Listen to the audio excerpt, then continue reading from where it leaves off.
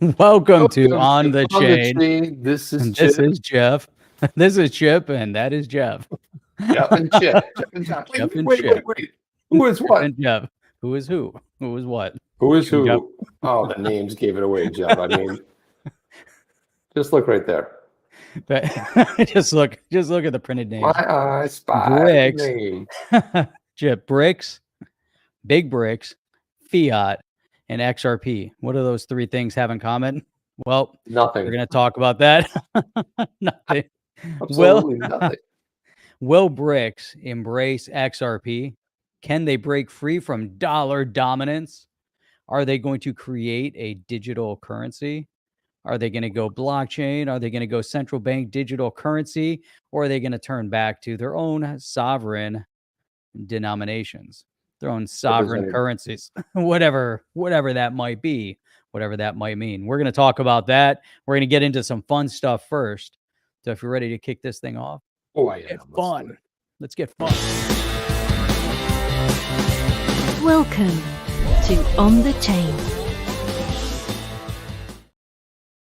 Welcome to On the Chain. I thought you were frozen, but you're just drinking. I saw the water is moving. Welcome, everybody. Drop in where you're coming in from, your country of origin, and maybe your city if you want. But drop it in drop it in there. We're going to start off. Jeff, first of all, there was this Jackson Hole. I saw a video of Christine Lagarde, and I saw Jerome Powell, and I saw the finance minister of Japan. Name does not come to mind right now, but they were walking. It was like one of these, where they're walking over to the thing. Let's look at the mountains, and Jerome Powell's pointing and stuff. And I'm like, that's not the video we're going to look at. We're going to look at a different video, which I think is much more entertaining because Jerome Powell spoke, and I thought it was just, I don't know, some of it seemed a little bit out of Character, I would say, for him. So a little off base. It's for Jerome Powell. It just seemed, but maybe there's some realization going on. I don't know. It just felt a little bit weird. But we're gonna start off with that one first. You guys ready for this? Let's listen to this. This is Jerome Powell. Let's listen in. Everyone, before I get started, all eyes on me. I bet you got it twisted. You don't know who to trust. So many hating financial experts, trying to sound like us, but there is only one G without the OD. And that's me. So let me recap what you all have been doing since I last spoke. You threw in the towel for recession odds and ripped the spoos to 4,600. You bitches really thought the Fed is getting close to being done with the hikes, and you were underweight in your position and bought a bunch of mega cap tech calls and rode it. Listen to that. But then you forgot about July OPEX and how that knocked the floor out. You guys are such fucking amateurs. Oh my you God, could have listened to Jerome. Jam Quaison or the fine folk at the Vol Signal subreddit. You might have had a fucking clue. Be water, my friends. Dipshits. Now in August, some of the big whales took out billion-dollar put positions and literally doubled their money while you stupid bulls were left holding your dick in your hands watching your calls burn. Bears like Barry restarted tweeting and taking credit for calling the top again. Wow. Man, anyone could have said that. You rug-munching bears were salivating at a total systemic breakdown of the American stock market. You think I'm going to come out here in a gimp suit and a Volcker mask and stroke your egos? No. Do you think I was going to Blofeld the market like a Bond villain? Yeah. Didn't NVIDIA's earnings give you an idea of how not fucked the tech sector is, despite what that idiot Michael Gates said? Companies are spending $17 billion on chips. You think that's bearish? Look at you bond traders. You are the worst of the lot. Why the fuck are you increasing 10-year yields to make me and Fed cave? You bitches are doing our job for us. So take your shot today, bears, because time is not your friend. Try to unpin volatility if you can. But keep this in the back of your mind. Fuck your puts. Fuck your calls. Jerome Powell has you by the balls. And lastly, God bless my money printer. That was the best line right there. God bless my money printer. That was the only thing that I really related to was the normal Jerome Powell. And lastly, God bless my money printer. Everything else seemed, I don't know, Jeff, seemed a little bit out of character for me. I mean, I was not, did it? Seemed a little bit bizarre to me. Oscar said haters will say this has been edited slightly. I don't know about that. I don't know. I don't know. It's true about the money printer. I was pretty much right on line from that. I mean, I was like, Fuck your puts, fuck your goals. that was rough. I mean, like, you know, By the think I'm gonna come out here like a Bond villain? Hell yeah, dude. Oh yeah. You bitches. I mean, come on. He called them out, Jeff. He called them Oh. bitches, right? Right to their face, too. Right to their face. He was unhinged. I was like, geez, man, this Oh, is like man. and I was like, that forget about that Oh, stupid photo. This was way more exciting than that. I gotta tell you so right now. uncharacteristic. It's so weird of him, but yeah, I mean, like Jerome Powell, he's something, isn't he? There was another one too, and this was a meme guy that put this out. I saw this making the rounds again. This actually came out in 2021. Run the ball. David back. You want me to run that back? Hang on a second. Run that last part back. Oh my god. Let me get a second. I was thinking of, let me get rid of the video because no, we're not going to watch it again, are we? But of course we're going to watch a piece of it. So let me throw this back up here. Before We're not going to watch the whole thing, but let's just go right. Here we go. Right about keep this in the back of your mind. Fuck your puts. Fuck your calls. Jerome Powell has you by the balls. And lastly, God bless my money printer. There you go. God bless the money printer. It's fantastic, right? God bless the money printer. Man, I was telling Holly, it's crazy, man. I thought this was a Damn. channel. Listen, this is us, man. We don't is. condone this behavior at all. I'm not in line with that. I was like, he just seemed a bit off character. That's He was a all. little bit, definitely a little off I character. was like, man, you go to Jackson Hole, hang out with the brightest supposed minds, and this is what happens. And that's what happens. That's what happens. Wow. It must have been the lack of oxygen or something. So let's have a little fun with this next clip. This one came Crazy out originally. elevation. This one came out in 2021, Jeff, but it's a good revisit. Let's listen to this, okay? All right. My family thinks less of me because I told them to buy XRP, and all my friends quit texting me cause all I talk about's the SEC. When the price rose, it was just like ecstasy, but then it crashed so unexpectedly. Now no one's standing next to me, cause I'd still tell them to buy XRP. Put all my faith in Brett Garlinghouse, and now I do not have a house. Try figuring the riddles out. Now no one knows what I'm talking about, but I still buy my XRP, yeah. You don't like it, you can suck my D, yeah. Buy my XRP.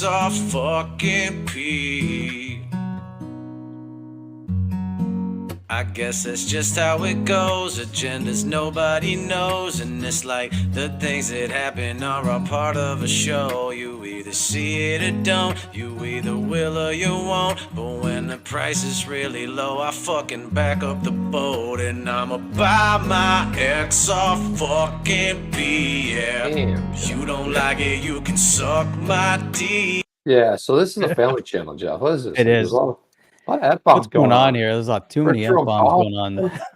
A lot of stuff, man. What is I don't going condone that on? behavior, but put all my faith in Brad Garlinghouse. Now I don't own a house. That was a little bit of fun. I have to admit, that was a little bit of fun there. It's a good thing this is an 8 p.m. show and not like a 12 o'clock in the afternoon show. Wow, it's Or like an rough. 8 a.m. show, like on a Saturday morning. Yeah. When the kids are watching cartoons. Oh, wait, they don't do that anymore. There's no cartoons. Cartoons 24/7, and they're not the cartoons we grew up with. We had simple Not the things. same Jeff. thing. Dropping an anvil on someone's head was funny.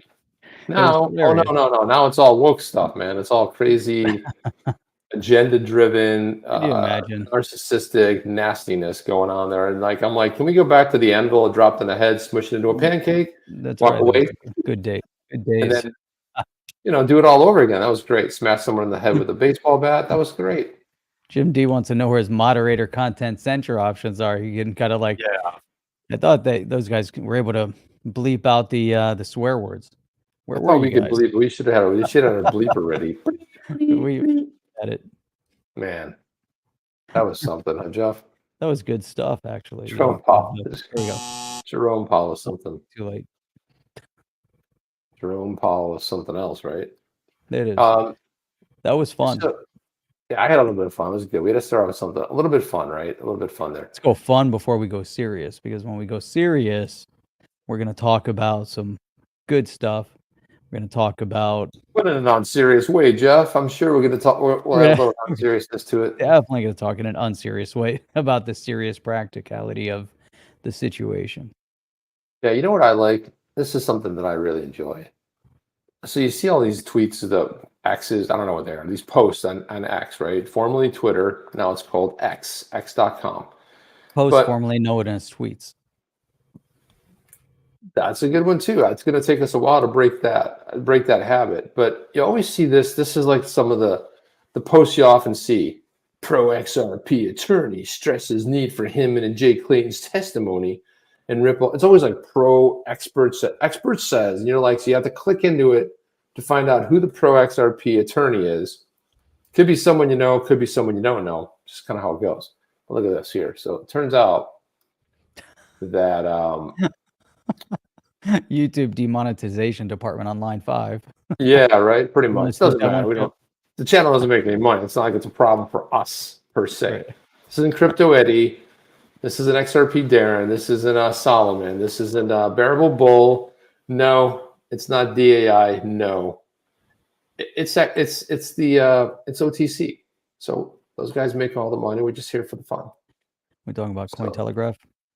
Yeah, well, Cointeller, and I was talking about the people that actually make the monetizer channels, Jeff, you know, that actually have subs that don't get less subs every time we go out.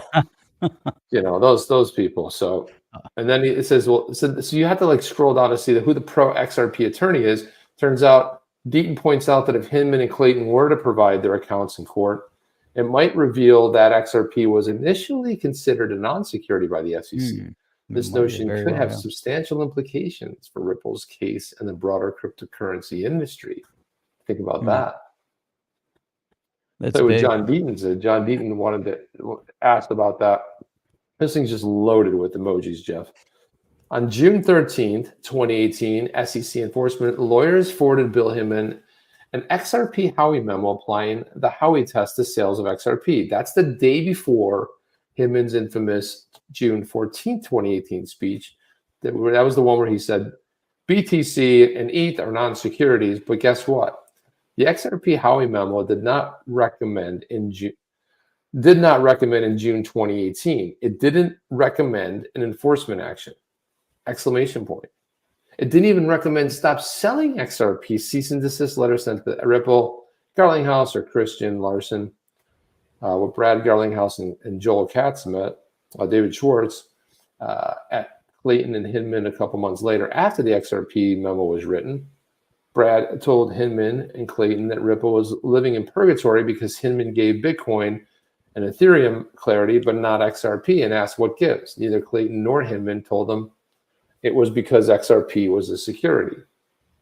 So we all know well that XRP, the Howey concluded something other than XRP as a security. Kind of makes you wonder why they filed the case and they were leaving the SEC forever, doesn't it? What do you think about that, Jeff? That statement goes back to our original premise that we've had along the case the entire time is the big question mark. Why did they file the case? You know, they were very intelligent guys, both Hinman and Clayton. They made statements. I'm going to go based on that assumption. And Hinman thought any prong of the Howey test qualified as a security. I'm right. wondering if that. So, you know, so if he didn't, you know, if they never referenced XRP as a security until they filed the lawsuit. So all of a sudden the lawsuit drops but there was no statements leading up to that. And all of a sudden, here you go. Thank you very much. And his last statement that Deaton's making at that point, they leave the SEC forever, right? They're not coming back to the SEC. They're not, you know, going to be rehired by the SEC. That was it. That was the last action of Clayton on his way out. Was here you go, file the lawsuit, and we're done. All right. So there's still going to be an open question mark there, and I think the only way anyone's ever going to find out is if he's going to be willing to talk about it. If he's going to come out at one point and say, "Hey, whatever the case might have been, at that moment in time. This is the, fastest path to regulatory clarity. Congress is at this point there's no action coming out of Congress. They're completely inept.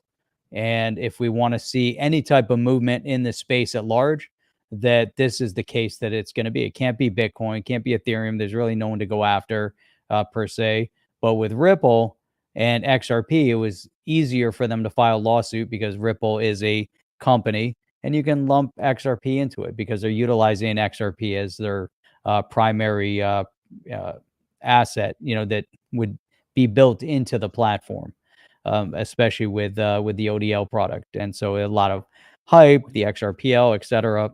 I don't know. I don't think any of us really know what that answer is.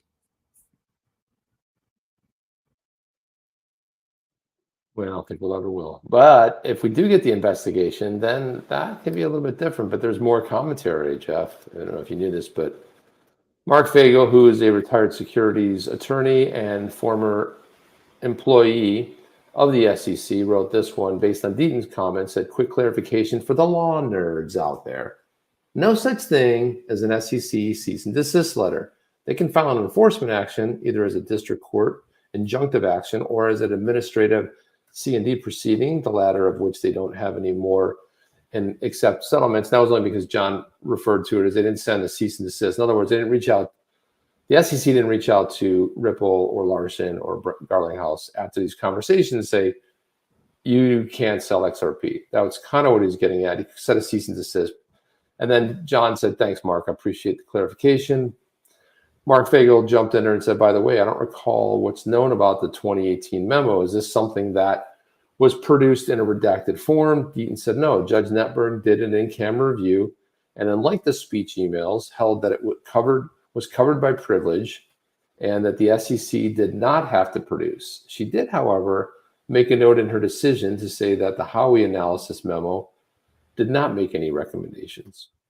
Marc Fagel said, so we don't know the state of the SEC's investigation of Ripple at that point because they could have learned a lot in the intervening 2 years. And isn't the fact that the court found them to have proven a Section 5 violation in part relevant? Deaton says, well, what I've always said, admitting that I'm surmising because I clearly haven't read the memo, and that memo was likely inclusive and stated that they needed more information, although the government had in its possession that XRP sale made by Ripple since 2015. Probably not the two executives, though, at the time. What is obvious, in my opinion, is that it didn't conclude that XRP sales were clearly securities. Personally, I'm surprised that the two executives didn't seek a review of that part of Judge Netberg's ruling, considering the SEC must show recklessness. Remember, Jeff? Reckless. And the SEC enforcement lawyers couldn't conclude that 2018 XRP was a security. How could these two executives be reckless? I agree it's clearly privilege, but I thought it was a small chance that the judge would have found it discoverable because of no ability to obtain the evidence otherwise. It's a lot of wind there, but it's interesting. What are your thoughts about this? A lot of, definitely a lot of, good information, but I'll still go on that same point. We don't know. We don't know. We don't know. And it was just a very unusual circumstance. We've mentioned that before. An expector saying, MF is a typical bureaucrat. Yeah. And there you go. And something else, but I'm not going to say the word, Jeff, because we've already done enough damage to one podcast. So I'm just going to keep it to myself. Yeah. So there you go.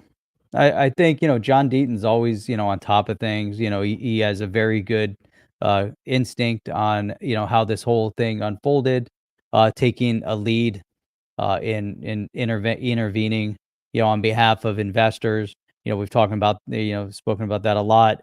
I think as this case goes, forward against, or, if there's going to be an appeal or whatever there might be, in the future, it's going to be, the fact that XRP has been deemed a non-security holds a huge amount of weight. Right now, the SEC has made some big, bold statements that right now their primary, they're setting their crosshairs on AI and, crypto, but they just filed two big suits, against Coinbase. They've got Gemini in their crosshairs. They've got Binance in their crosshairs. They're taking on a lot of action, and I think it's going to backfire. I think across the board, we're seeing things backfire against this administration, and the SEC isn't isn't drastically different, from the rest of the administration. And there's little brush fires that are popping up all over the administration, and the SEC is just one of them. In the country as well, and the world, brush fires. True. Just a coincidence. It's never happened any other time in history, but so this one right here, Ducky McScrooge wants to know, why does David Schwartz have two names? Because he's at Joel Katz. He's answered that. I don't remember what his, I think when he got on Twitter, he came up with a name, whatever, and that's what it was. And Jim D had the perfect answer, said, Ducky, same reason you have a first and last real and screen name. So yeah, that's what it is. So Jim D, we don't even know if his name's real. We don't even know if his real name is Jim. It probably isn't. Could be Joe Bob Thompson. Who knows? Nobody knows. Be like Jim D. Oh, it sounds good, right? Nobody knows. Jim D sounds good. I Jim bet D. Jim's not your real name either. It's not. There you True go. story. True story. That is a true story, Jeff. Depends how far back you go. If you go back far enough, you can find the original spelling of Hungarian nature. There you go. Expector says, I trust no one who was and is working for the government, period, after all the shit shows thus far. And that's a good statement here. Here's another one, Chip. Jim D said, I was surprised to learn that Judge Netburn's legal finding that XRP is a non-security legally stands only in District Court of New York. Well, I mean, it's not, I don't know why you're surprised about that, but I would like to find that a little bit, dig in a little bit more into, how that really applies on a broader scale. We need John Deaton here. Let him answer some solid, tough questions. Well, I mean, the thing about that is just any district court, you're only going to get it in that court, right? For the state of New York. It's not a federal court. If it's federal, then it's different. But I don't think that's not a federal court. It's just a district court. So federal court, the thing is, if it gets escalated up to the Supreme Court, then you definitely, but the thing about it is that typically what you find is that has a lot of standing, just because, especially the way it's argued, it'd be hard to undo it. So that's why we say it as pretty much clarity. But based on how Judge Netburn ruled, it would be very difficult to probably take it apart or come up with a different, and I think she put it bulletproof, in case it would go to an appellate court, and I think that ultimately it would have to go to the Supreme Court. But let's hope Congress, Jeff, the new day. I'm waiting for this new day. I've been waiting for this new day since January 2nd or 3rd. This new day is coming. I'm still waiting for the new day. Last time I checked, we're basically almost at September 1st, which means we have 4 months left before that next new year rolls over. And we know it's an election year, which means probably less is going to get accomplished, Jeff. So we know, right? We know that we have some acts that are sitting in front of Congress that need to go through, need to be passed. So there's some interesting things that we're, going to wait on when they come back from recess. I think there's going to be a lot of legislation. There's a lot of articles starting kind of end of July, beginning of August. Lots of different discussion over different crypto bills. So I think as we move forward, we'll have to see what kind of appetite there's going to be to actually passing things through Congress, passing it through Senate, having this administration and the resident of the White House actually sign off on the legislation. Hopefully we see something. I just want to see, regardless of what the Senate does, I want to see something pass through Congress. I think if we can pass a bill through Congress, then we're going to see some major action, especially if we go into 2025. Then there will be some anticipation that we'll have a little bit more of a friendly environment for having solid legislation passed. And if we have to wait an extra year and a half to see that happen, then that's what we're going to have to do. But I think right now we have to see the current Congress pass some legislation. I mean, that's critical. That will show, where everybody stands, what side everybody is on this. I feel very confident that we're going to see something pass. Yeah. That's what I say. I don't know if we're going to see. I mean, the funny thing was everyone that doesn't follow. I mean, who really follows U.S. politics that closely, Jeff? It got out of committee. We've been talking about this forever, right? But it still doesn't have a floor vote, and that's the floor vote is what, like you said. And I think coming out, having bill passed, it's going to be good, right? I mean, and the thing about it is like it seems today, like just like how everything's divided, that the House and Senate are divided. It's like more so than ever before. It's like the Senate's doing its own, their own crypto bills, and yet the House over here that's doing their own. But the senators are cooler because there's only 2 from each state, right? So there's only 100 senators, and they are just better than all the people that represent the actual communities. And so you have the 500. What's the actual number of the House, Jeff? 5. I never remembered 5 something. Total 580. Yeah, and it does change depending on something, isn't it? Is it 4 something? Maybe it's 4 something. It also depends on districting and the House. 435 current.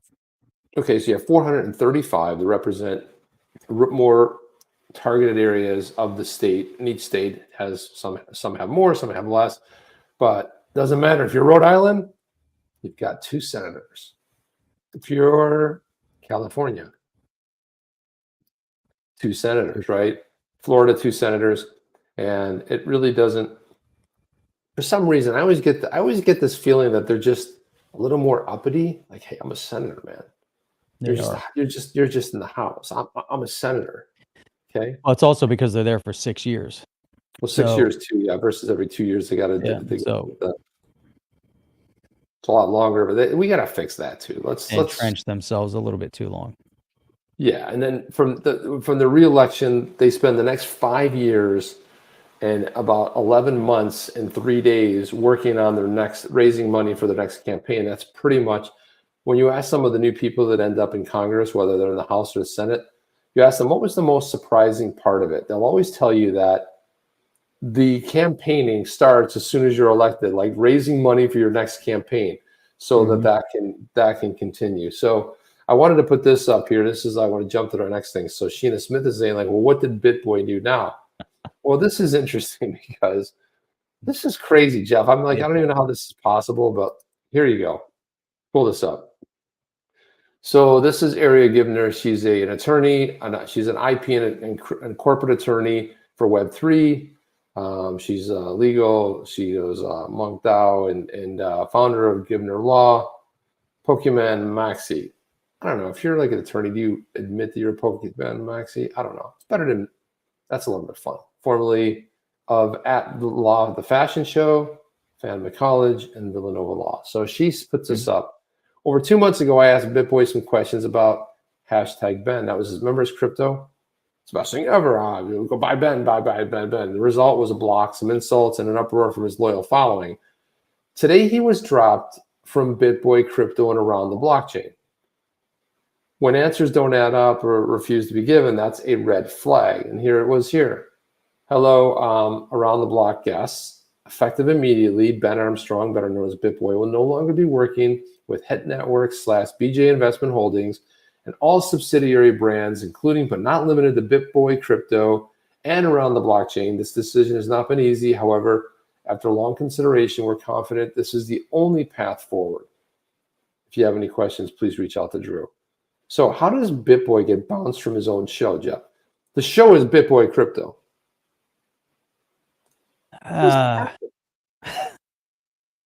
Who knows? I don't know. That's a good question. How is it?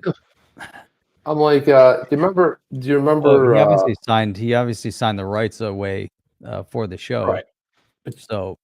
But Project Veritas did the very same thing. Have you ever heard of Project Veritas doing anything since they bounced the founder from Project Veritas? He opened up OMG, and he's been crushing it ever since. So you bounced the visionary, the whole reason that it exists, whether you like him or not. it's kind of a crazy thing. She goes on to say, here's my reference when I interviewed him. She said the head of content over at Hit Network said there will be a formal statement tomorrow. I will update all the information that I come across. So this is the Yeah, I don't know. Neil Hardner goes like, how does BitBoy Crypto get dropped? BitBoy Crypto. Is this going to be 60 minutes of an empty desk? And now for BitBoy Crypto. And it would be who? I mean, And it's going to be somebody else. I mean, the whole point, you know, people tune in to YouTube channels because of the people they're tuning into. You're right. They're not tuning in because the name of the show is BitBoy Crypto. The show itself doesn't carry, you know, much weight other than BitBoy Crypto. People like him, you know, or people hate him. And either way, they're tuning in to watch him. You know, he kind of, you know, made himself king of XRP and the spokesperson of all XRP at some point. And I think that, you know, upset the community at large. Nobody voted for him, you know, so I don't think there's much love lost. But that being said, it's kind of a you know, awkward situation, and they'll probably see the end of whatever his show is. I don't know. Maybe the podcast is more popular, and maybe there's, you know, more to it, that someone can step in and just take over whatever the content is. I don't know. He's a weird character. Rand Nooner put this out. What has BitBoy Crypto done now? What has he done now? So Nick Diamandi, who is the head of content over at the Hit Network, that's the one we just heard about. He says they're going to release a formal statement on. So is Tim really thinking about taking over the show? No. Finally, an actual response. Nick, got your back, bro. Nick was his boy, so that's messed up. I hope it was bad. So I don't know what he did. Something happened. They had a falling out, and that's it. Yeah, but there must have been something that has to do with maybe legalities or something along those lines. Who knows? Oops, about that. Mike is saying he's a bottom feeder. Listen, I'll tell you what, Jeff. Maybe so, Mike, but I would every influencer, whether you like BitBoy or not, would kill to have that. You know, they would do almost anything to have this kind of following. He's got a following, right? He was smart enough to put a bunch of money into Bitcoin early, became really wealthy. I mean, you know, the Bitcoin podcast has a whole. It's just like Mr. Beast. People go like, "Oh, Mr. Beast is the personality," but Mr. Beast has a serious organization. Massive. You know, people come. It's just massive to think about all the stuff that comes up. It's not just Mr. Beast running a YouTube channel in his basement. It's like a massive undertaking. And BitBoy, he has writers, he has content creators, he's got, you know, attorneys. It's a big deal. There's a lot of people tied to it. A lot of people's professional work. You know, they get paid from working on the BitBoy. So something must have gone down. I think it might have been a little bit more serious. You don't drop BitBoy from BitBoy Crypto. So he's moving on. Apparently, Jeff. We'll find out. We will. I find it incredible, man. In lighter news. There's lighter news. Lighter news. Caught on fire. In lighter news, other than BitBoy Crypto, Jib, you and I talked about this. Everybody's been so fired up about BRICS and the de-dollarization and moving away and doing all these amazing things, and the digital currency that BRICS is going to roll out, and they're going to have their own currency, and it's going to be like a euro or whatever, and they're going to have the BRICS currency, and everyone's fired up, and it's going to be so amazing because it's backed, you know, by some really stable countries like, you know, Brazil, Russia, India, China, you know, South Africa, you know, those guys. But what is the one thing that we've been Jeff, that's so funny. So subtle, Jeff. So subtle. How do you really feel about that? How do you really feel about that? Oh my God. Like just, you know, super stable, man. Nothing going on there. No weird going on. Nothing going on there. Don't worry about nothing. I'm looking to control the populace, Jeff. I mean, they're just normal countries. No, nothing right? like that. They're just normal countries. Well, you can take India out One of control. went to the moon with a fake animation and yeah. They're going all the way to Mars. China, yeah, China went to Mars. Yeah, China landed on Mars. Okay, Yeah, but we but should here's trust, Jeff. but Trust that they're great countries, right? that's right. But here's the point is that, and this is something we referenced before, that nobody, there's not one of those countries that's going to trust the other country's currency either. All right, because of the fact none of those countries have had anything close to a stable currency. China has practiced currency manipulation for decades. India has had a relatively unstable currency. Russia has an unstable currency that's tied strictly to their natural resource, which is gas or oil, and Brazil. All those countries. So, but here's the point: is that, and I find this interesting. So, India just bought, I think, like I don't know, 1 billion barrels of oil, and they used the rupee. Really? So, but the big comments here is that BRICS pivots from a digital currency. Like there's some big pivot, like we're waiting for this currency. Everyone's been waiting and there's a big expectation out there that the BRICS currency was about to roll out, but they pivot from it, and that's it. They're using their own currencies. So here you go. The BRICS, Brazil, Russia, India, China, South Africa summit held this week in South Africa added 6 more member countries, but there's no signs of a digital currency. Instead, there was a commitment to greater use of local currencies rather than dollars. This week, 3 other non-BRIC countries announced similar moves. And the reason why they announced the move to use their own currencies, and now they're going to trade with each other, and you know what they're going to find out, Chip?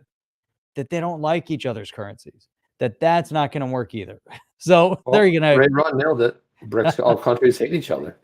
They do hate each other, and they're going to go back and they're going to find out that now they're bringing in Argentina, Egypt, Ethiopia, Iran, Saudi Arabia, UAE. And you think the UAE or Saudi Arabia is going to be happy to start accepting the yuan? Go ahead. You're gonna be thrilled. Well, pay us in yuan. They'll convert that so Well, how about fast the rupee, into the dollar. Same thing with the rupee. They're not going to sit on rupee. Yeah, Are they rupee going is to say, like, hey, you want to talk about pay the us in effects rupees? on that? We'll sit on rupee. The effects market's like upset. It's like crazy with the rupee, but don't worry. I'm sure they're going to trade with the rupee because they can literally watch it go up and down as it's happening in real time. Like so, I'm sorry, we just transactions just happen and it's worth substantially less. Watching some of these currencies is like watching an EKG. Kind of the rhythm, like deet, deet, deet. Yeah, you got to time it right. The currency, right? You got to time it right. Sometimes it goes up. Those And games, like that game where it spins around, you got to hit the button when it gets there, and you're trying to time it. Good luck with that. Yeah, but this is the whole point. Look, we're concerned that global financial and payment systems are increasingly being used as instruments of geopolitical contestation, which I can't fault them for the reasons of the concern. But we also have some nations here that have been at the end of that concern, like Iran and Russia. So here we go. They're putting their statement out there again, why they did it.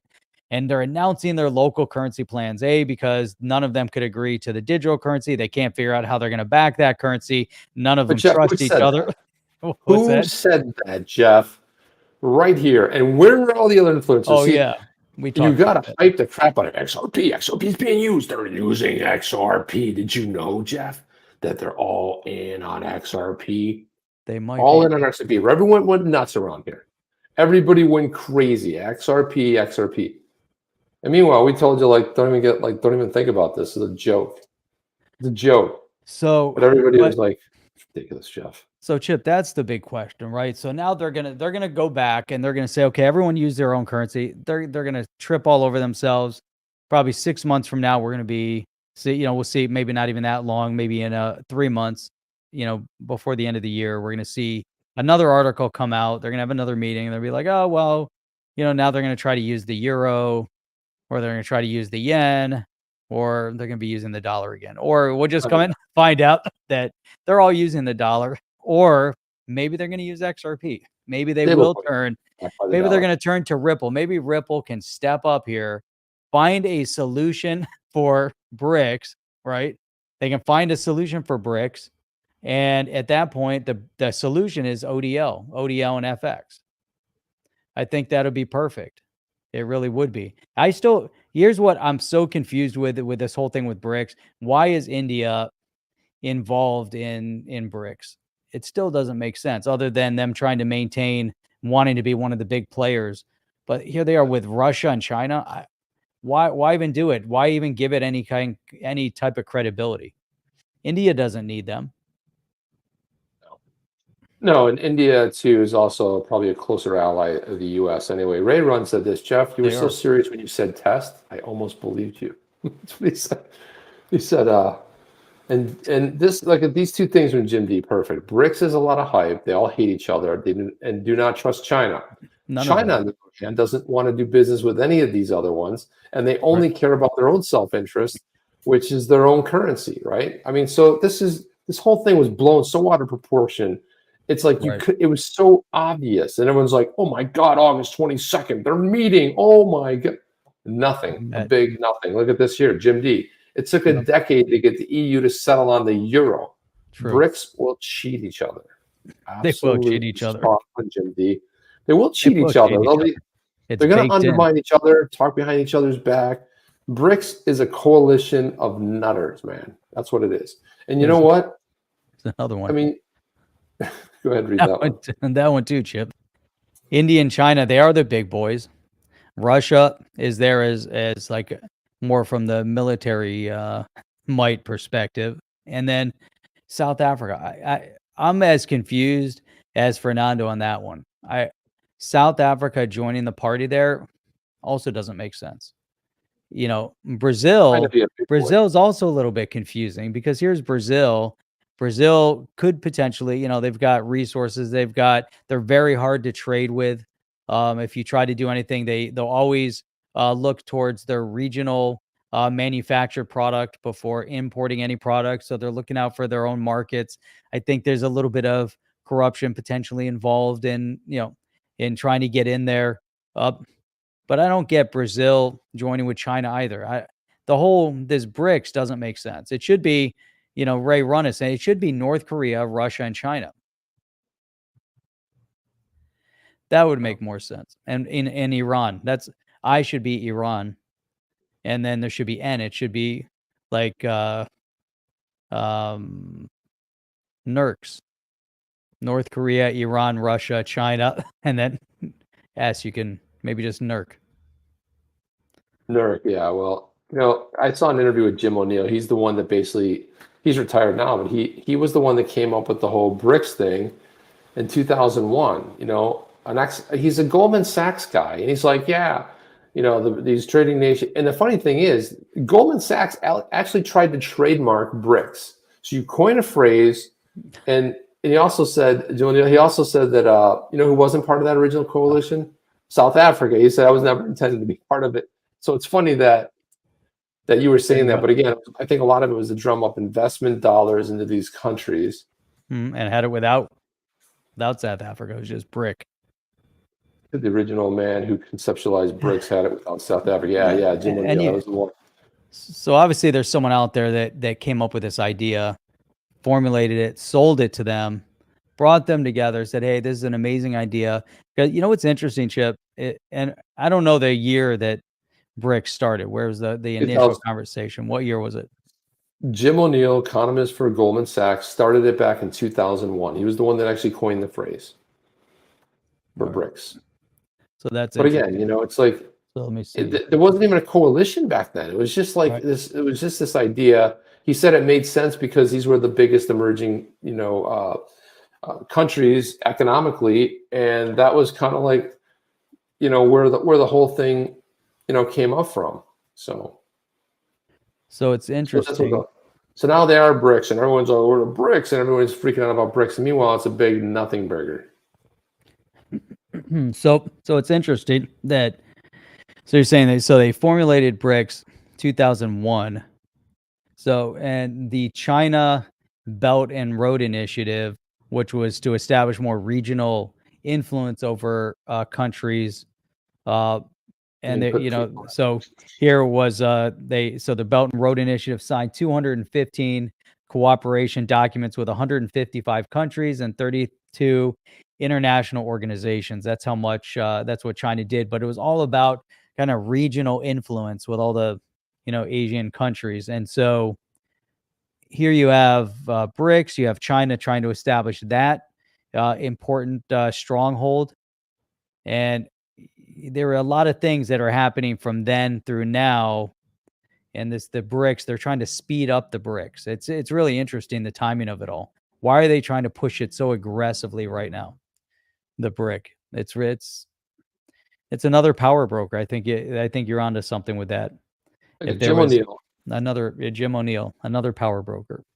the guy who coined the phrase, he said it analyzed demographics and came up with the idea that this would be where the investment future would be, trying to drum up where, as these emerging markets started happening. But Fernando was saying that the BRIC thing really was sticking quickly because he was in school in Brazil in 2002 and teachers already started talking about it. Interesting. So it was like this, it's almost like this, it's like someone says BRICS and look at these other nations. And, we've been talking about it for a bunch of years, but Jeff, I honestly don't see like any of these countries coming. What a lot of this stuff, a lot of the formation is, and if you ever see that, if there's a leader in business, and let's suppose it was Google, so other companies try to compete, they try to partner up, and because they're going to go take down the leader, right? But unfortunately, it's built on a really shallow foundation, and the whole thing is to get the leader, right? So they want to get off of the dollar, so they come up with this elaborate plan. And we heard, it's what is this going to be backed by? Will it be backed by gold? And so, what reasoning would these countries have to create the new global currency? And could they agree on anything? They couldn't even agree on the fact that they could have a digital currency, let alone what that currency would be. Yeah. And it all came back to the whole idea was to have a sovereign currency. It's like you want to do, and a lot of it had to do with their debt is carried in USD, right? So if you're loaning money and you're paying money, the dollar, the idea that the dollar, the inflation of the dollar is just crushing a lot of these smaller type of nations that have all this debt tied to it. So this is true too. Yeah, because it was a scam. It was a scam. And did you hear that was it the WEF or the World Bank that said they want to break Brazil up unless they go along with their scheme? They want to break it up into 5 like individual regions. Good luck on that. Yeah, you're going to tell a country that you're going to do this if you don't go along to get along. It's ridiculous. It's such a shame how they've influenced and undermined, South America. What we're seeing happening, the corruption in many of the countries. Obviously, if they're trying to topple Brazil. Brazil was doing, relatively okay on their own. Venezuela also had been doing okay on their own until the world powers that be allowed Chavez to not just rise to power but keep power, even during stolen elections. They let him hold that power until look what happened to Venezuela. And I think it's all part of the bigger initiative. And now you see BRICS rolling out, and I see someone said, it's all about the how upset they were with the American influence. And part of it is that they're trying to fight back, but there's the power broker that we're talking about. Why is that the power broker deciding those countries and really trying to manipulate? It is interesting.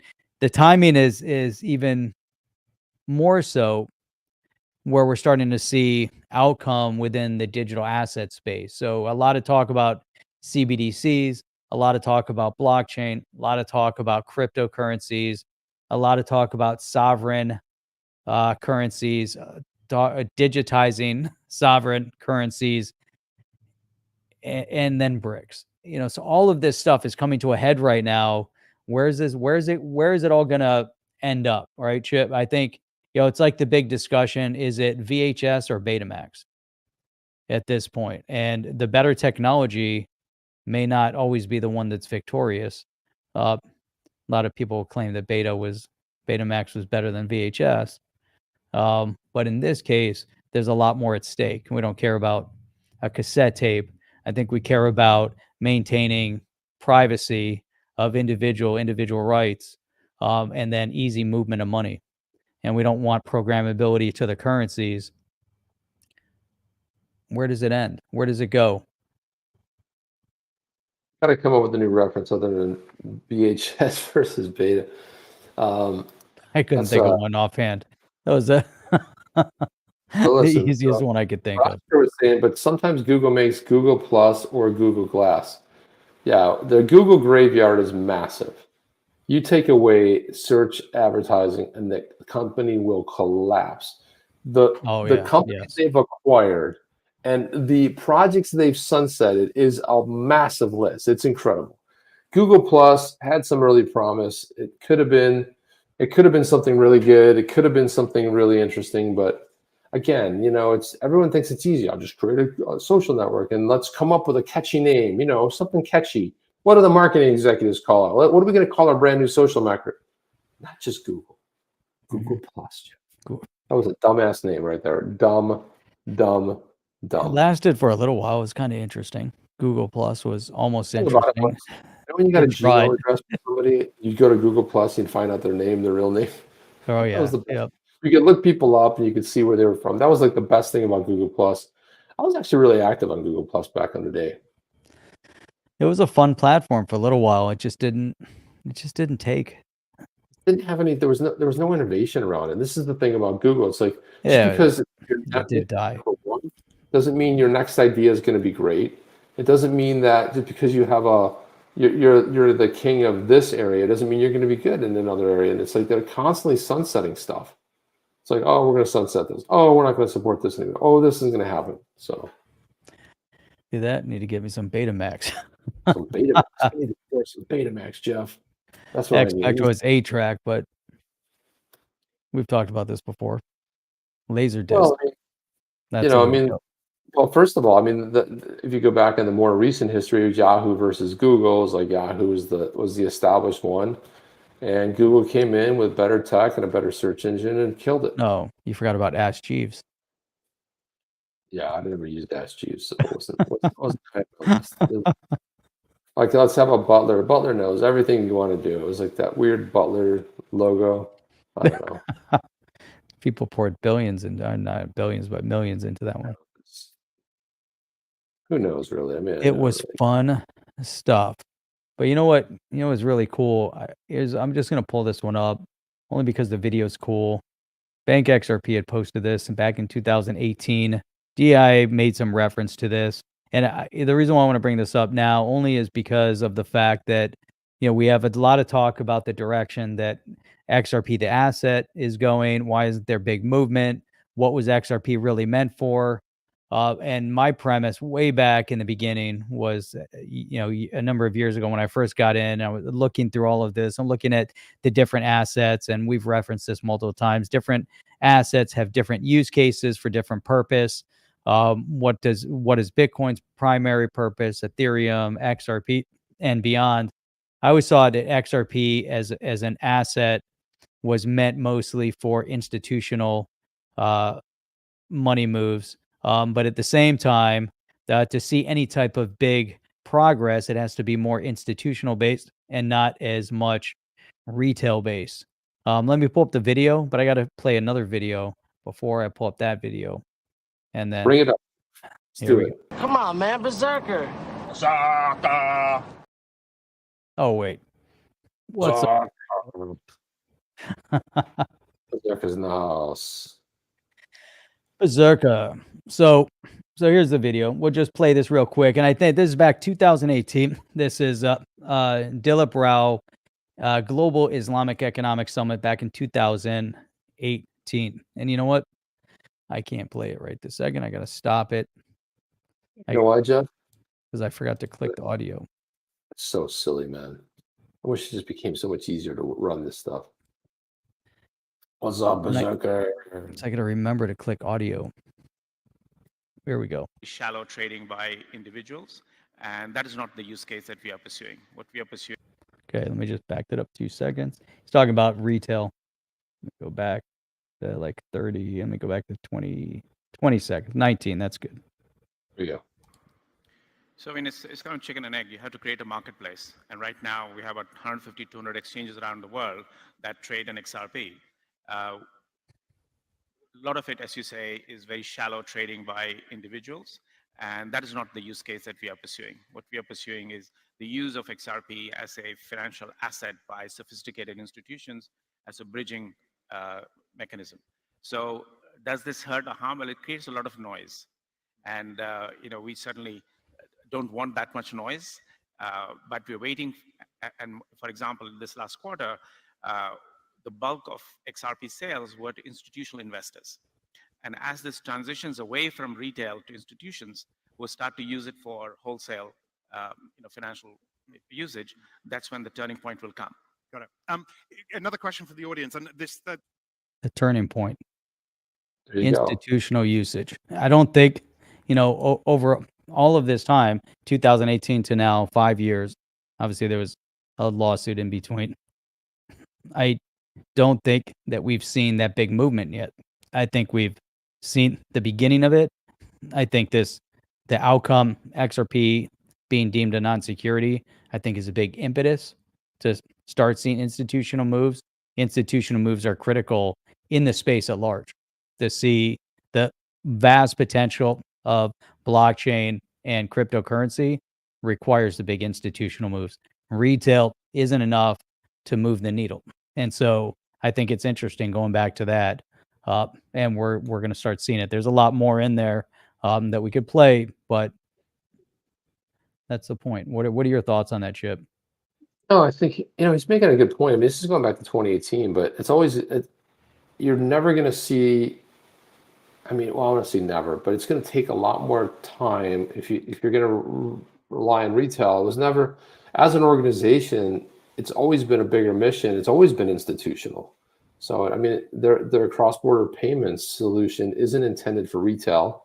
It's to move large masses of value across borders. And if you think about when the bigger players get in, we not only see BlackRock and everybody jumping headfirst into Bitcoin and these ETFs, it just tells you that institution is embracing crypto. And what does that tell you? That tells you that's where that next evolution is going to come. But still, a lot of what's going to happen as far as volume is concerned is going to come from people building on the XRP ledger. It's going to come from private organizations that are building solutions, solving problems. That, along with institution, is what institutional money and companies is what's going to ultimately make the difference there. But Jeff, here we are. Time, man.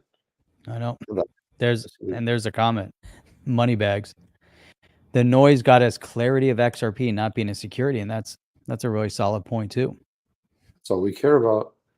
And they went after, and Jay Clayton went after a company that could actually defend itself, and also ability to get the best attorneys around to go in. And it's like we said, Jeff, this might be a blessing in disguise, might be sending Jay Clayton chocolates.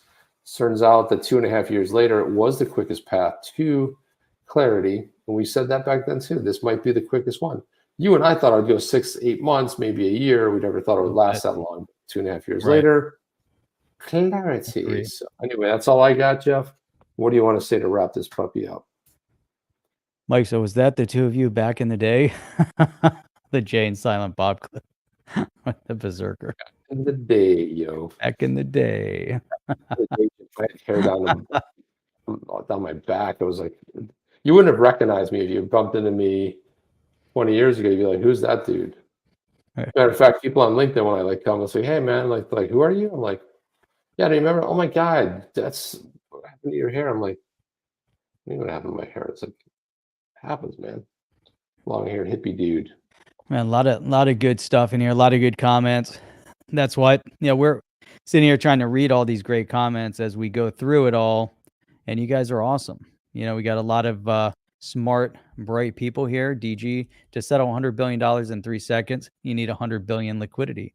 Then it returns and repeats. How can the price rise? That's a really solid question. And it's something we can address on the next show, because that's a whole, conversation piece about what will it take to move the needle in the entire market at large. Why is crypto moving in the direction it's moving in? Why is it going to be a multi-trillion-dollar marketplace? And there's a lot of smart economists that are talking about that at this moment. But that's what we got tonight, Chip. We'll be back here Wednesday night, 8 p.m. Eastern Standard Time. And that's because we're here 3 times a week streaming. Sunday, 8 p.m.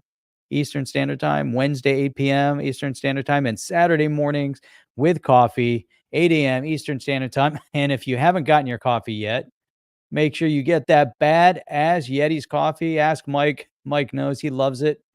It's good stuff. Noir Symphony, Obsidian Bold. There's a breakfast blend, a medium roast, dark roast, light roast. You guys will appreciate it. You go to badassyetiscoffee.com. badassyetiscoffee.com. It's really good. Or just go into the description of the video and you can go check that out as well. So a lot of cool things. We'll be back here Wednesday, 8 p.m. Eastern Standard Time. That's all we got.